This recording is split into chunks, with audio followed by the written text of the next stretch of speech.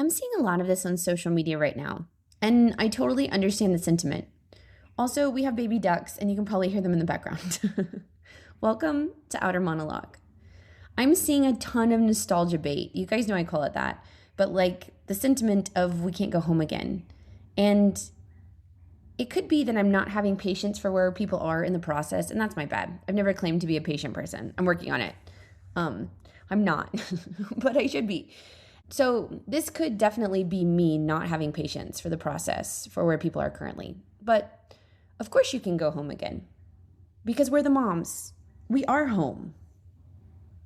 And since I started this like really silly rinky-dink podcast, I've been talking a lot about how we can just do things. You can just do things. But you are the home. You can just be home. You can run your home however you want to. And maybe that hasn't settled in yet for you, and that's okay. It took me a long time too. But it's your house. It's your home. You're cultivating the space and the atmosphere and what it looks like. And the most important thing you can do for your husband and your kids and your family and your baby ducks is to make it a safe and welcoming place for your people. And then put a moat around the outside of it. That's what I'm doing. I mean, I would do a real one if my husband would let me, but obviously he won't. But a digital moat for sure. You need a moat. We all need moats. Walls, moats, turrets. Because you're in charge of your house. And a lot of people are saying, oh, well, you can't go home again.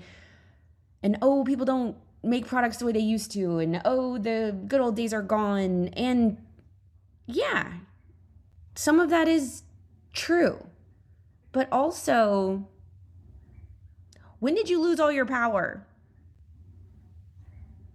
You're 100% in charge of what you bring into your house. Attitudes, thoughts, ideas, digital products, regular products, everything. Materials, food. You're in charge of that.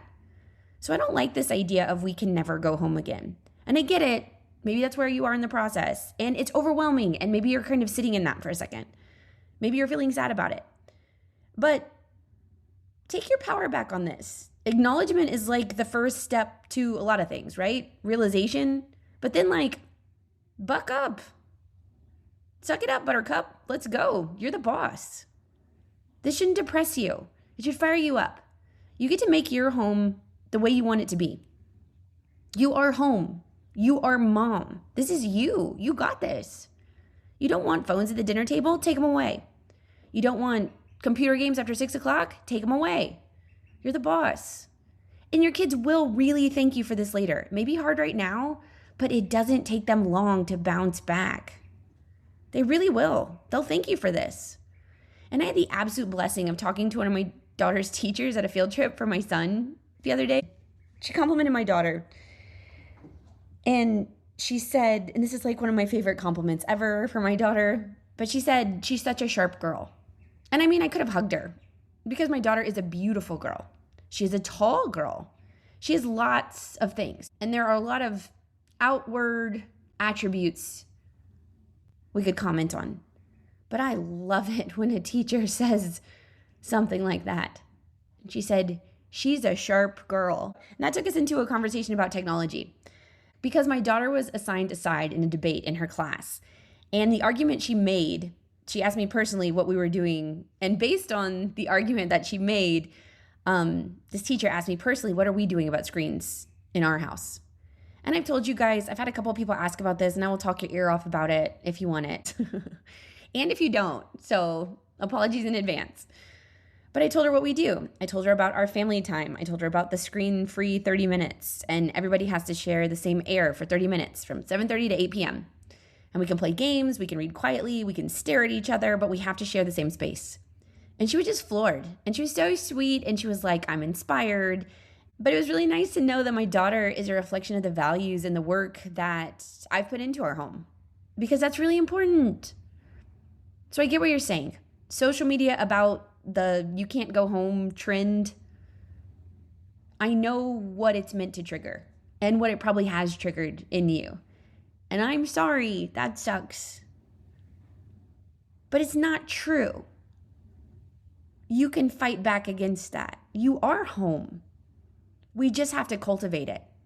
Is it harder to do now? Yeah, for sure.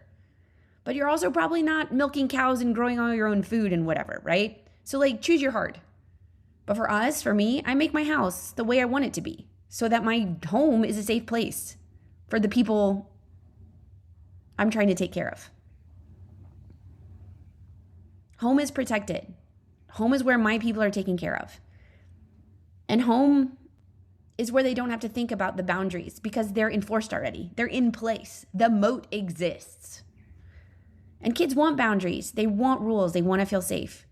I just read a thing about little kids and why they like to sleep with their mom and dad and like sleep between their mom and dad. And in Japan, supposedly, this is called the concept of like a riverbank. The child is sleeping in the river position because safety is the bank on each side, the mom and the dad. But that's what your home should be. Those four walls, protect them from the outside world. So you got to plug the leaks. Social media can be a leak. Phones can be a leak. You have to shore that up. Protect them from the outside world. And in your house, you have the privilege and the responsibility of that job.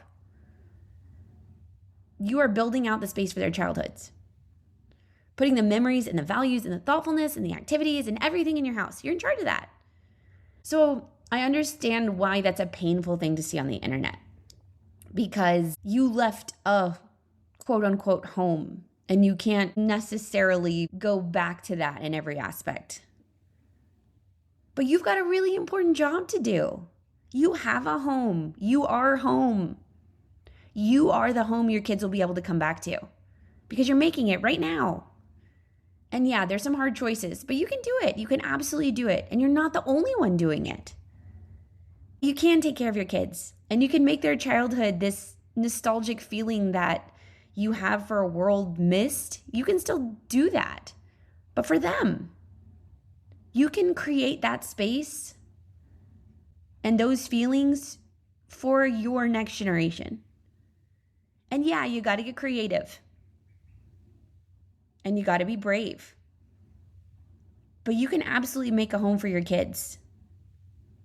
And if you're strong, you can fortify it so that they can always go home. Thanks for listening.